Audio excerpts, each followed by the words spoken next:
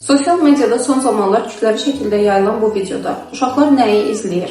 Ananın diqqətsizliyini, pişiyin isə ət çəkən maşından çəkildiyini və daha sonra övladını yediyini və övladının yanında olmadığını çox gec fərqinə varan valideynlərin olmasını.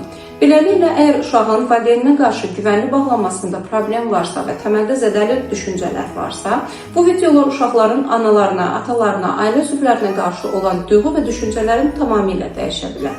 Çünki bu videoda uşaq aşırı həssas olur, uşaq diqqət yetirir ki, mənə əgər başıma bir zərər gəlsə, o zaman heç bir fərqində olmayacaqlar. Ən əsası isə demək ki, mən ailəmin də yanında güvəndə deyiləm.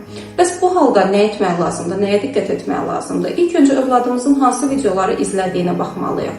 İkincisi, əgər uşağımız bu tipli videoları izləyirsə, onunla birlikdə bu videolar haqqında danışmalıyıq.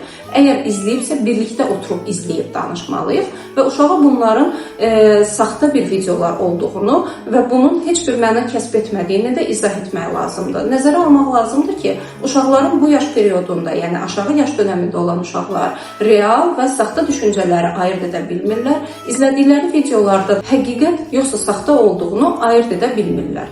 Bu yüzdən də duyğu və davranışları dəyişə bilir, valideynlərinə qarşı müəyyən aqressiya göstərə bilirlər, hətta bir müddətdən sonra aqressiv ifadələr belə istifadə edə bilirlər.